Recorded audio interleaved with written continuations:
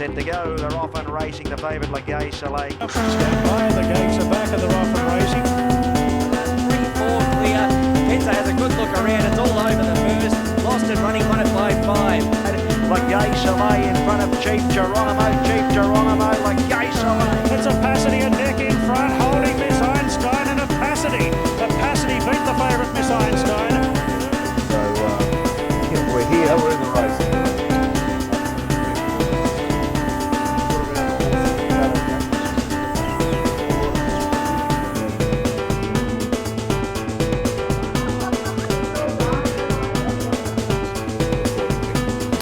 Thank you. Gates are back now and they're off and racing. Opacity goes on the beat word for word. Peters, look at the ground, but Lagay Soleil makes it 3 in a row. Racing now, and a good start out. Guys jump well, so that Greg will start. Welcome to Season 2 at the Stables. Hi, I'm Michael Angelos. Great to have your company, and to our loyal legions of fans out there, great to have you back. Really excited about where we're going to take you this year inside the inner sanctum of Team O'Shea. Got the starters button in hand, so let's go. Episode 1, Barrier 19.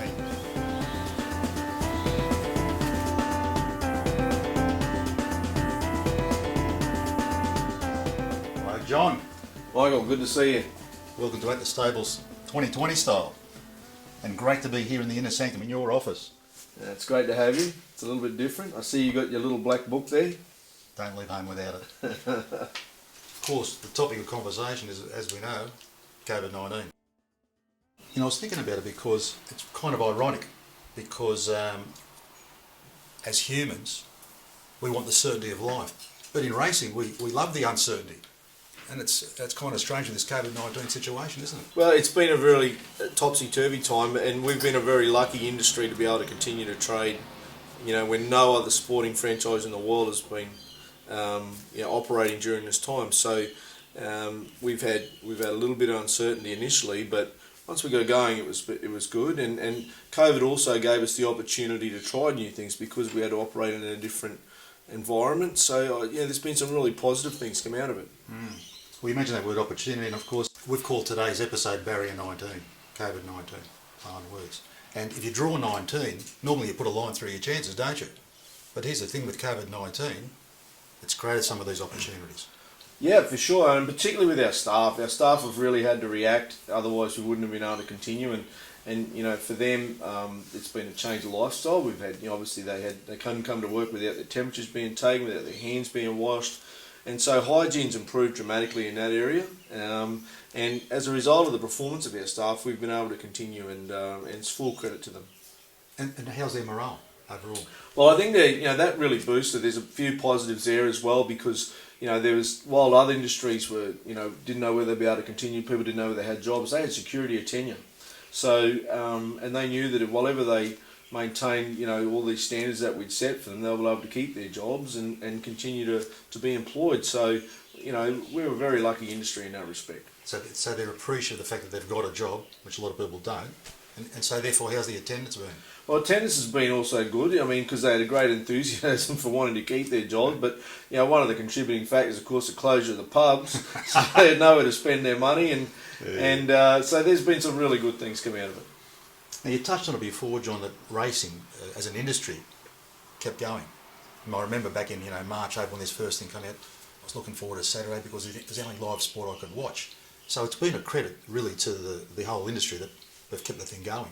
Yeah, it is, and the fact that, like I say, we've been the only industry to keep going the whole time, but it's also given people something to watch. The only sport on, and so our industry's got significant international exposure as a result of being the only sport on, the only show on in town, and that's also helped a fair bit of enthusiasm. It's been really easy to invite new people into the game during that period, and so there's been some, like I say, real positive things out of it. So have you seen evidence of that, John, that actually you've got new people, new owners? Oh, for sure, and like I say, whenever we've had a little horse to syndicate or something, it's been really easy to do it because there's been a lot of focus on our game. It's fantastic, isn't it? Yeah. Well, I mean, just recently now that the members are allowed to start going back to the track itself, and with that point, with the fact that there were no crowds there for a while, I wanted to touch on a couple of things with you.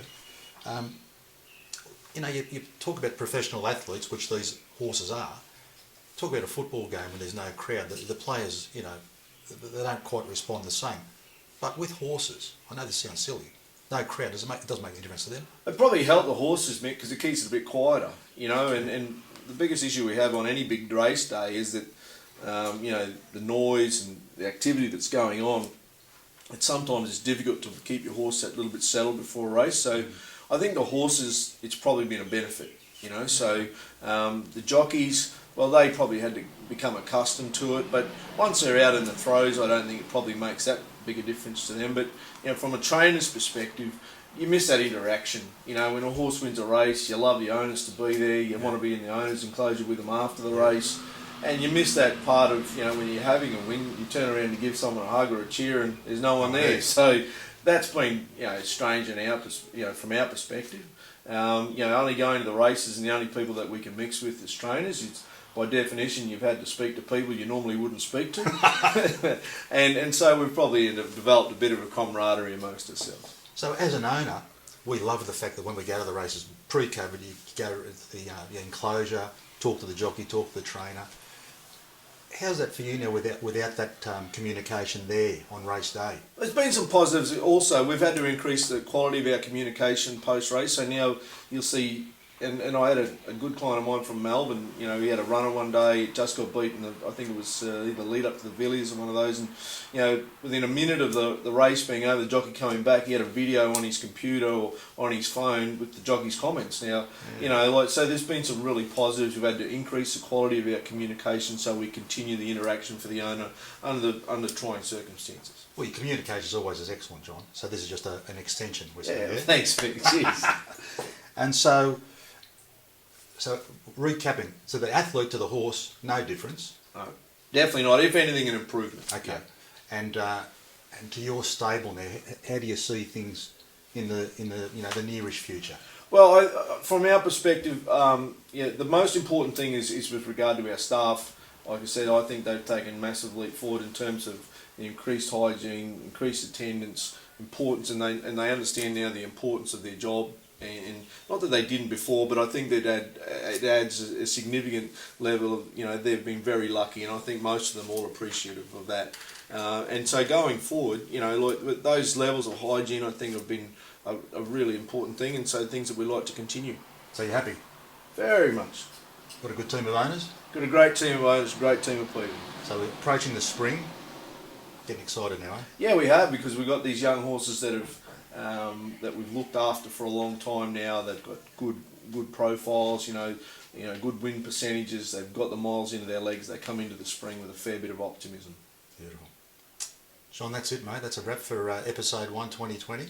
Great to be back with you, and we look forward to sharing some more time with you with Team O'Shea as we look through the inner sanctum of your stables. Great to have you back, man.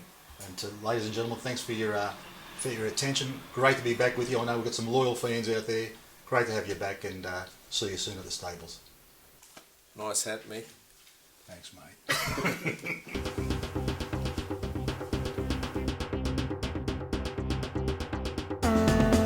That's not the end. We were going to do a new segment this season.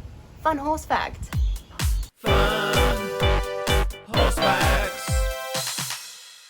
It's time for Fun Horse Fact.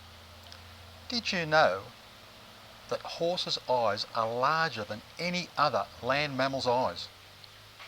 Come to think of it, they don't wear glasses either.